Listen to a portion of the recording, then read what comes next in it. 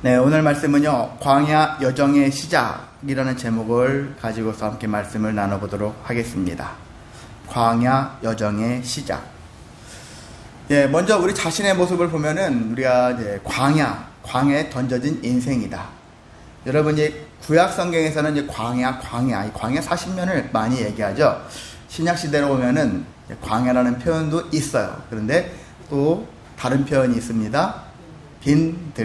빈들의 마른 풀같이 하죠. 빈들, 광야. 결국 같은 거예요. 드넓은 땅이 펼쳐져 있지만 아무것도 존재하지 않은 텅 비어있는 들. 아무것도 나지 않아요. 그런 곳에. 그래서 저와 여러분도 마찬가지죠. 이스라엘 백성들만이 광야에 내던져진 그런 인생이 아니라 오늘날 앞으로 태어나는 모든 사람들은 마치 광야에 내던져진 그런 인생을 사는 사람들이다라는 것입니다. 그래서 우리에게 이 광야와 같은 인생 속에서 우리는 무엇을 가져야 되고 무엇을 필요로 하는가, 이런 것들이 중요하거든요. 가끔 어떤 옛날에 서바이벌 무슨 게임 같은 거 있죠. 정글 같은 데 어디 들어갔을 때 뭐가 필요할까, 자기들이 생존을 해서 가져가잖아요. 그런 것처럼 우리 광야 같은 이 삶 속에서 우리에게 정말 필요한 게 무엇일까, 그리고 우리는 그 속에서 어떤 태도를 가져야 하는가, 이런 마음들을 가져야 할 필요가 있습니다. 학생들도 내가 왜 공부할 때 뭐가 필요하고 어떤 태도가 필요하고, 운동선수는 마찬가지고, 직장생활도 마찬가지죠. 가정생활도 마찬가지고, 이런 것들이 우리가 일일이 다 명문화해가지고 할 수는 없다 할지라도 우리 마음속에서 정말 이 길로 가야 된다, 이 행위를 해야 된다, 이런 태도를 가져야 된다, 이런 마음들을 갖는 것은 매우 중요합니다. 그래야지만이 우리가 광야 인생에서 승리할 수가 있다는 것입니다. 자, 오늘 말씀 그렇습니다. 이스라엘 백성들도 출애굽에 던져진 인생들이죠. 던져졌어요. 자기들이 원한 건 아니에요. 하나님이 던져 놓으셨습니다. 던져 놓으셨는데 그 속에서 그러면 이스라엘 백성들은 무엇을 필요로 해야 되는가, 또 어떤 태도를 가지고 살아가야 하는가, 이런 말씀들을 오늘 본문을 통해서 말씀 나누고자 합니다. 첫 번째는요, 1절부터 10절까지 있는 말씀을 보면은 나팔 얘기가 나와요. 나팔을 만들으래요. 나팔을 쳐서 두드려서 만들어라. 근데 두 개를 만들려고 하고 있어요. 두 개를 만들어서 나팔을 만드는 이유는 나팔 소리를 내게 하기 위해서죠. 그래서 이 해중들을 소집하는데 아니면 출발할 때 사용하게끔 만들려고 했습니다. 그리고 보통 이 나팔을 나중에 만들고 나면은 누가 부냐? 제사장들이 부는데 아론의 아들들 엘르아살과 이다말이 불어요. 그 이후에도 이제 제사장들이 불겠죠. 그 나팔을 부는 이야기들이 나와 있는데, 그래서 2절부터 4절 10절까지 또 보면은 나팔을 크게 부를 때, 두 번 부를 때, 한 번 부를 때, 작게 부를 때, 뭐 할 때, 이런 여러 가지 이야기들이 있어요. 이건 구체적으로 여러분한테 말씀은 안 드리고 다 성경에 나와 있으니까. 자, 그래서 나팔을 부를 때는 일반적으로 어떤 때 부르냐, 기본적으로 행진을 할 때, 그리고 하나님 앞에 불러 모을 때, 나팔을 부른 때에 따라서 사람들이 모이기도 했다가 흩어지기도 했다가 행진했다가 행진이 멈춰지기도 하고 그렇게 합니다. 또 전쟁할 때도 나팔을 붑니다. 그리고 절기, 6월절과 같은 절기를 지킬 때도 나팔을 불기도 합니다. 또한 신령이 되면 나팔절이라고 있죠. 나팔절, 나팔을 부는 절기. 어느 때도 불지만 특히 그때는 새해를 알리는 것 같은 그런 개념에서 나팔을 불기도 합니다. 자, 이렇게 여러 가지 정한절기, 희락의 날, 초하루 이렇게 번제물을 드리며 화목제물을 드리며 나팔을 부는 그런 모습들을 보여주고 있습니다. 근데 여기서 나팔을 그럼 무슨 의미로 상징할 수 있을까? 나팔이 뭘 의미할까? 나팔은 하나님의 음성을 상징한다는 것입니다. 자, 요한계시록 1장 10절에 보면은 이런 말씀이 있습니다. 거기는 예수님의 음성을 어떻게 표현하고 있느냐? 나팔 소리 같은 큰 음성이라는 그런 표현이 있어요. 그래서 예수님의 음성이 들렸는데 마치 나팔을 부르는 것과 같이, 나팔 소리 같이 큰 음성이 들렸더라 라고 하고 있다는 얘기죠. 또 데살로니가전서 4장 16절에도 이와 같은 표현이 있습니다. 주께서 호령과 천사장의 소리와 하나님의 나팔로 친히 하늘로 쫓아 강림하신다. 그래서 하나님이, 예수님이 재림하실 때 그냥 조용히 내려오신 게 아니라 나팔 소리가 들린다는 거예요. 여러분 찬송가도 아시죠? 하나님의 나팔 소리 천지 진동할 때, 그렇게 하나님의 나팔 소리와 함께 주님이 하늘로부터 강림하신다, 재림하신다 라는 것입니다. 그래서 우리가 이런 얘기는, 근데 이 나팔 소리가 결국 우리가 하나님의 음성인데, 여러분은 하나님의 음성을 가까이 한다는 얘기죠. 광야 아무것도 없을 때는 그 어떤 정보도 없잖아요. 그리고 주어진 것도 없어요. 완전한 게 없어요. 그랬을 때는 완전한 자의 소리를 들어야 되는 거예요. 완벽한 자의 소리 들어야 되죠. 바로 하나님의 음성을 들을 줄 알아야 하는 것입니다. 하나님께서 멈춰라 멈추고, 가라가면 가고, 그곳에서 뭘 하라고 하면 하고, 그것들을 들어야 돼요. 이스라엘 백성들은 지난 1년 동안 시내산에 11개월 거의 20일 정도 이렇게 머물면서 거기에서 많은 일들을 했죠. 큰 일 여러분이 아시죠? 성막도, 십계명도 받고 성막도 만들고 봉헌식도 하고 헌물식도 하고 수많은 일들을 했어요. 그게 왜 그랬습니까? 하나님의 음성을 들었기 때문에 그 일들을 했던 것을 알 수가 있는 것입니다. 그런 것처럼 우리는 하나님의 나팔소리, 이런 나팔소리를 늘 귀를 기울여야 됩니다. 하나님의 나팔소리는 하나님의 음성, 하나님의 음성을 다르게 얘기한다면 하나님의 말씀, 그래서 하나님의 말씀을 늘 가까이 하라는 의미로 여러분이 심령 가운데 새기시기를 원합니다. 그래서 말씀을 다 외울 수는 없잖아요. 다 가질 수는 없어요. 그런데 말씀 전체적인 분위기와 의미를 좀 깨닫고, 그렇지만 몇 가지는 내가 암기할 수 있으면 암기해서 그 말씀을 붙잡고서 인생을 승리하는 것. 아마도 한 10가지 정도의 말씀만, 10가지 종류의 말씀을 잘 가지고 있고 하면은 여러분이 어떤 환경 속에 빠질지라도 그 말씀을 붙잡고 다시 일어설 수 있는 힘을 분명히 가질 수가 있습니다. 그래서 분명히 하나님의 말씀 다 가지면 좋겠지만 다 못 가진다 할지라도 몇 가지라도 확실하게 갖자. 그 말씀을 붙잡고 우리가 정말 믿음의 승리를 이루어보자. 그런 생각을 가지고 여러분이 하나님의 나팔소리, 하나님의 음성, 하나님의 말씀을 가까이 하시면서 묵상하시면서 살아가시기를 소망합니다. 자, 두 번째는요, 11절부터 28절까지 있는 말씀입니다. 자, 이제 이스라엘 백성들이 이제 무엇을 하냐? 행진을 시작합니다. 본격적인 행진을 하는 거예요. 출애굽해서 만 1년이 지난 그 기간에는 사실 본격적인 행진이라고는 할 수는 없어요. 그냥 이집트를 막 우르르 정신없이 막 뛰쳐나가서 도망치다시피 해서 그 다음에 지난 1년 동안에는 정비를 한 거죠. 조직을, 시스템을 만들어낸 거죠. 이제 그 다음에는, 이후에는 이제 행진해도 되는 거. 다른 민족들 사이에 침투해도 상관이 없을 그런 준비가 되었다라는 것입니다. 그래서 이들을 보면은, 아까 제가 이제 11개월, 한 20일이라 했는데, 정확하게는 11개월, 13일 동안 시내산 주변에서 머물면서 여러 가지 위대한 일들을 많이 했던 것입니다. 그런 다음에 2년차 2월 20일 되었을 때 이제 구름이 성막에서 떠나기 시작해요. 떠오르면 이동하라. 그런 얘기죠. 그래서 출발합니다. 출발해서 여기 성경에 보면은 떠올라서 12절에 바란 광야로 갔다. 광야에 구름이 머물렀다라고 하는데 그 다음 머문 장소가 아니에요. 그 뭐냐면은 여기는 중간에 어딜 또 머물렀냐면은 다베라 그리고 기브롯 핫다아와. 기브롯 핫다 많이 들어보셨죠? 탐욕의 무덤이라는 뜻을 가지고 있는, 다음 장에 나와 있어요. 자, 거기를 지나가고요. 또 하세롯이라는 곳을 지나간 다음에 여기 바란 지역에서 이제 머물렀다는 것을 볼 수가 있는 것입니다. 그래서 이러한 과정들인데, 일단은 큰 틀에서 바란까지 머물렀고, 여기서 그 이후에 이제 아까 말씀드린 다베라와 기브롯 핫다와 하세롯에 있었던 이야기들이 또 중간에 얘기가 전개되고 있습니다. 자, 그래서 출발할 때 어떻게 출발했느냐? 유다 자손부터 출발을 해가지고 동남 서북이라는 그런 진영 순서대로 출발을 했습니다. 법궤를 맨 제사장들이 선두에 서서 출발을 했던 것을 알 수가 있습니다.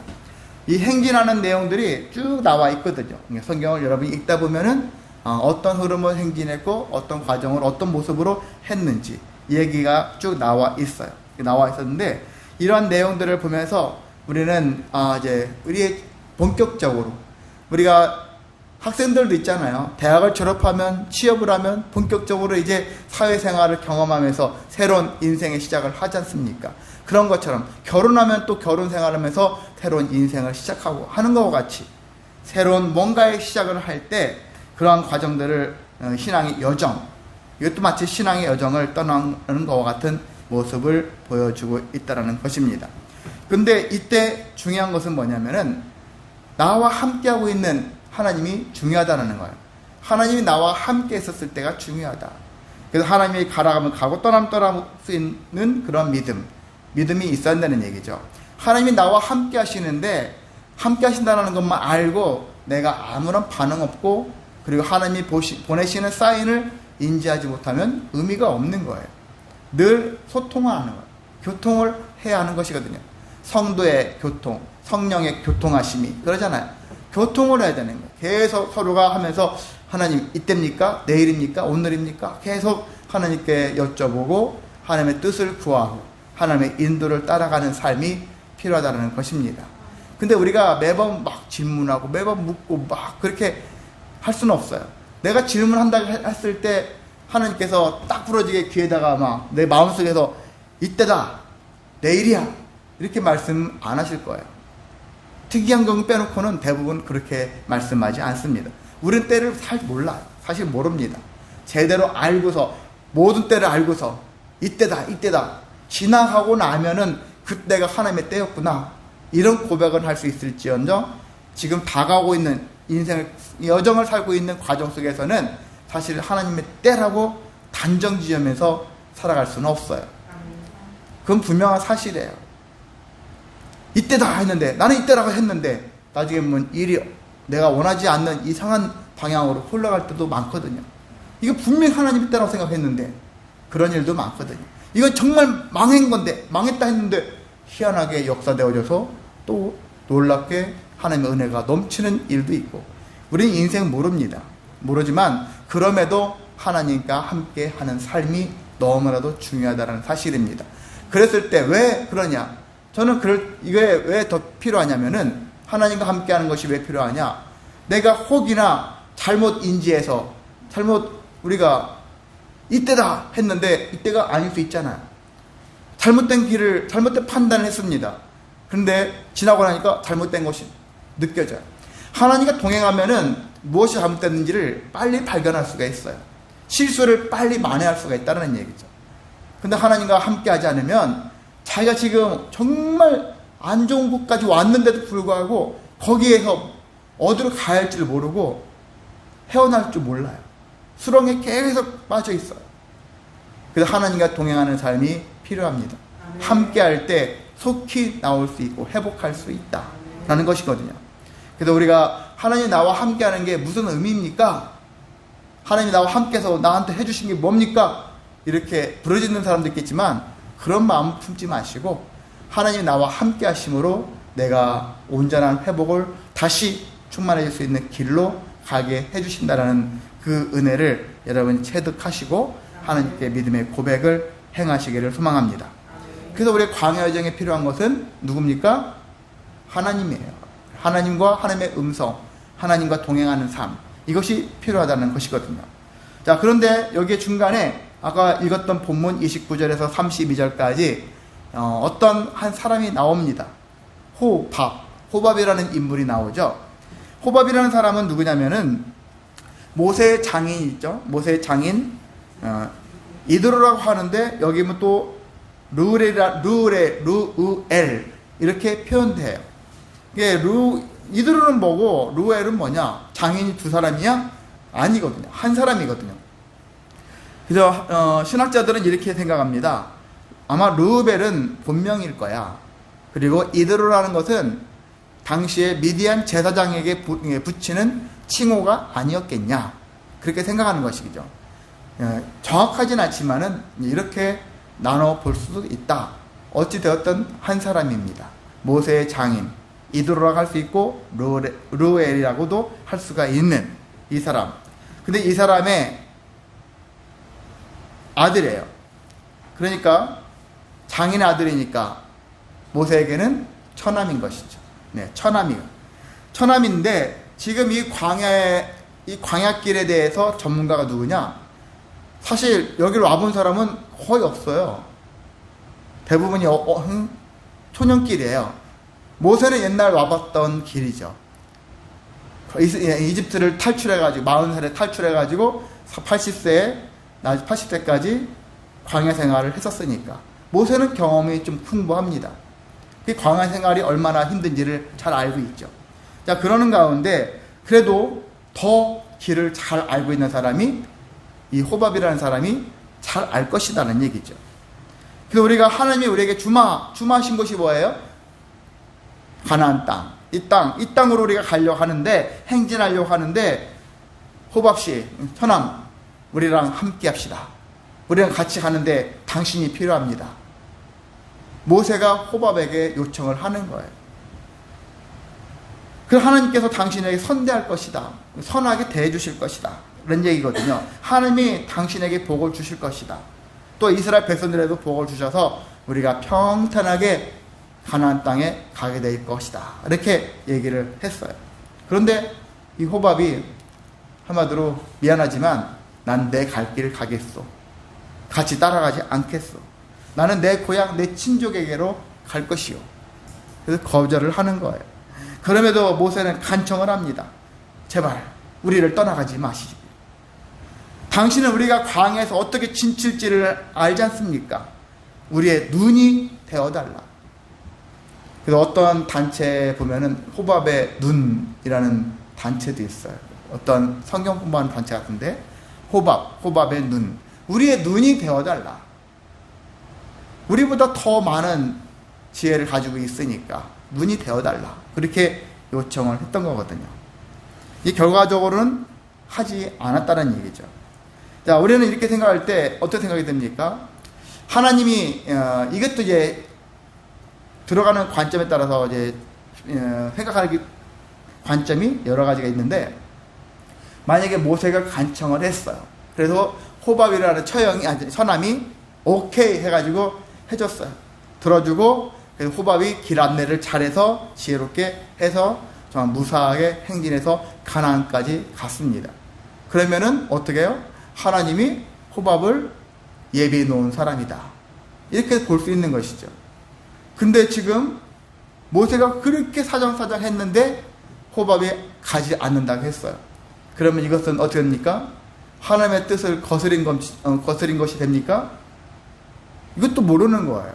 뜻이 거스른 건지 안 거스른 건지도 모르는 거예요. 상황을 알 수가 없는 거예요. 결과를 놓고 우리가 판단할 수밖에 없다는 얘기죠. 지금 호밥이 여기 이스라엘 백성들과 함께하는 것이 하나님의 뜻입니까? 아닙니까? 여러분 보셨을 때 뜻입니까? 뜻인데 호밥이 거절한 것입니까? 모르잖아요. 알 수 없는 거예요. 딱 부러지게 뭐라 할 수 없어요. 근데 결과론적인 것은 거절했어요. 그리고 이스라엘 백성들이 갔어요.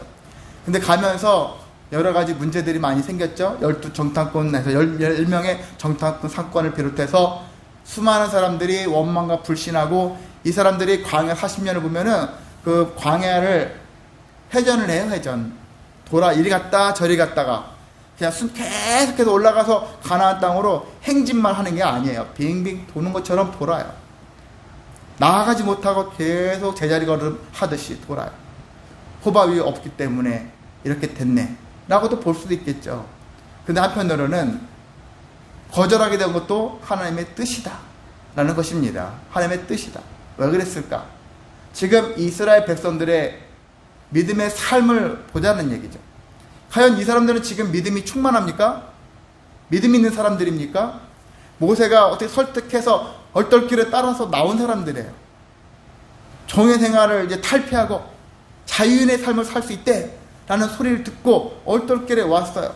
여호와라는 신, 그동안 잘 듣지도 못했던 신, 그 신의 얘기를 듣고, 사실 모세도 엄청 자기 예전부터 엄청 섬겨왔던 신도 아니에요. 얼마 전에 알았던 신이에요. 모세조차도.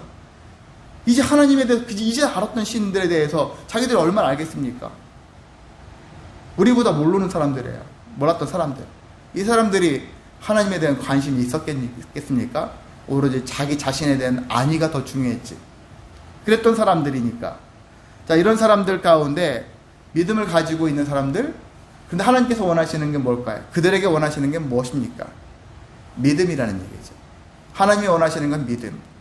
너 나 믿니? 그런 거예요. 나는 너 자녀를 인정하고 있는데 너는 나 믿어? 내가 너의 하나님인 거 믿니? 그런 것들을 하나님이 원하신다는 얘기죠. 믿어야 된다는 얘기죠. 하나님을 믿지 않고 만약에 호밥이 인도한 대로 갔으면 이스라엘 백성들은 어떻게 생각합니까? 하나님이 인도했다고 생각합니까? 호밥이 인도해서 그래요. 길을 잘 아는 사람이 우리를 인도해서 우리가 무사히 여기까지 왔느니라. 하나님은 사라져요. 하나님은 없습니다. 이들에게 필요한 것은 지금 좋은 길을 제대로 지혜롭게 알려주는 지혜로운 자가 아니라 하나님을 믿는 믿음이 필요하다는 거예요. 하나님이 보셨을 때는. 근데 인간들의 마음은 무엇입니까? 믿음이 아니라 무엇이 중요해요? 내가 먹고 사는 문제예요. 내 생존의 문제예요. 사람들이 교회를 왜 다닙니까? 하나님의 뜻을 알고자? 하나님을 잘 믿고자? 아니에요. 내가 먹고 살기 위한 것이 더 큽니다. 나를 위해서 나온 것이 많습니다. 그것이 절대 잘못됐다라고 할 수 없지만은 그것은 약간은 1차적인 믿음에 지나지 않은 것이죠. 그 믿음의 성장에서 이제 나를 위한 믿음에서 주를 위한 믿음이 되어지고 이웃을 위한 믿음으로 변화가 이루어져야지만이 그 사람이 성장한 믿음이 되어지는 것이지, 여전히 나 자신만을 위한 믿음, 내가 편하자고, 내가 좋자고, 나 좋자고 믿는 생활로만 접근하면은 신앙생활이 참 복잡하고 어렵습니다. 더 힘듭니다. 그래서 그런 것들을 생각할 때 지금 현재 우리에게 필요한 것이 무엇인가? 구하는 것도 있잖아. 우리가 필요한 거야. 아무나 구하면 안 되는 것이죠. 하나님과 교통하고 소통하는 사람들이 아무거나 구하는 사람들이 아니거든요. 정말 나한테 지금 필요한 게 무엇일까? 지금 내가 무슨 태도를 가져야 될까? 이런 것들을 상황까지 다 마음속에, 삶속에서 그려내가면서, 그래서 하나님 지금 무엇이 필요하죠? 지금 무엇을 해야 됩니까? 이런 것을 통해서 지금 필요한 것들을 구한다는 얘기죠. 그래서 그런데 모든 것들의 판단 기준은요, 믿음이라는 기준을 가지고서 접근을 해야 하는 것입니다. 하나님과 관계를 계속 만드는 가운데 그 이야기거리를 만들어 갈 줄 알아야 되는 것이거든요. 하나님을 싹 빼놓고 하나님 필요 없습니다. 우리끼리 알아서 해볼 테니까 우리에게 필요한 거 주세요. 지금 돈이 필요하군요. 지금 건강이 필요합니다. 지금 권력이 필요해요. 나에겐 동료가 필요합니다. 보니까 하나님은 안 필요하대. 다른 것만 필요하다. 이렇게 구하는 게 과연 하나님이 원하시는 구함이냐라는 것입니다. 그래서 우리의 구함은 하나님을 먼저 구하는 거예요. 여러분이 기도할 때 습관적으로라도 하나님을 구하셔야만 합니다. 하나님 필요합니다. 하나님이 제일 필요합니다. 삼위일체 하나님이 제일 필요하고 그 다음 필요한 것들을 순차적으로 구하는 지혜가 있어야 하는 것입니다. 우리가 이걸 잘 못하죠. 늘 지금 필요한 거, 당장 필요한 거, 하나님을 빼고 다른 것만을 구하는 모습이 우리의 모습이었다라는 것이거든요. 이런 면에서는 우리가 반성해야 되는 거예요. 이제 신앙생활 이제 시작하는 사람들한테는 어쩔 수 없이 초보자 인생이니까 그건 좀 봐줄 수는 있어요. 근데 적어도 수십 년의 신앙생활을 하고 있는 사람이라면 정말 하나님의 뜻이 무엇인가를 알자. 그걸 하나님의 마음을 알자. 하나님이 지금 나에게, 우리 공동체에게 무엇을 원하시는지를 발견해내자 라는 것입니다. 이것들이 먼저 선행이 되어야지만이, 그래서 우리가 좀 더 실수를 하더라도 금방 회복시킬 수가 있는 거예요. 그래서 여기 모세가 처남에게 의지했지만 거절당했잖아요. 이후에 아브라함이 뭘 깨달았을까요? 지금 제가 말씀드린 것처럼 사람을 의지하면 안 되는구나. 여기에서는 사람 의지하는 게 아니구나. 교회 공동체 신앙생활 하는 사람들이 종종 착각하는 게 있어요. 교회는 믿음의 공동체니까, 서로 믿으니까 막 요구해. 교회는 막 도와주는 곳이니까 막 요구하면 저 사람이 도와줄 거라는 기대를 가지고 막 도움을 청해요. 근데 그것이 얼마나 위험한 일인지 아십니까? 공동체를 파괴할 수 있는 행위가 될 수도 있다는 것 아셔야만 합니다. 함부로 요구하는 건 아니에요.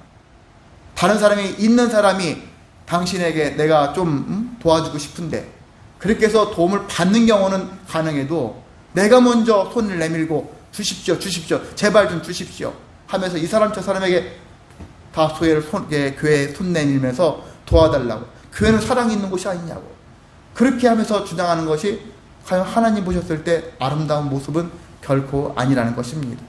교회를 무너뜨리는 행위라는 것들을 조금은 인식을 해야 되는 거예요. 지금 자기도 지금 죽겠으니까 오죽하면 내가 그렇게 하겠습니까?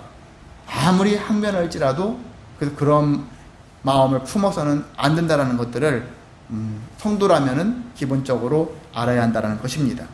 자, 그래서 우리는 이 광야에서는 무엇을 깨달아야 되냐?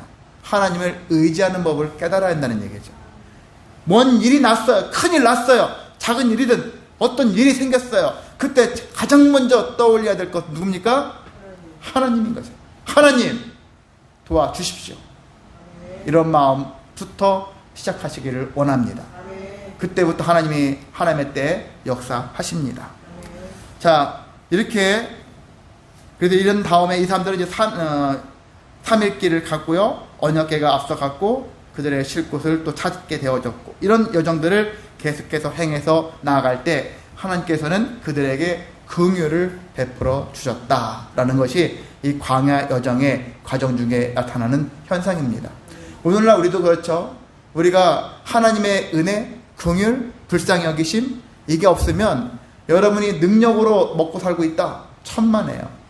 태어나가지고 여러분 능력으로 여러분의 힘으로 먹고 산 거 그걸 만약에 다른 사람이 여러분을 도와줘서 하나님이 도와줘서 하나님이 긍휼히 여겨서 내가 먹고 산 날과 내 능력으로 먹고 산 날을 만약에 그래프로 한다면은 내 능력에 의한 그래프의 그런 크기는 정말 미약할 정도로 작아요.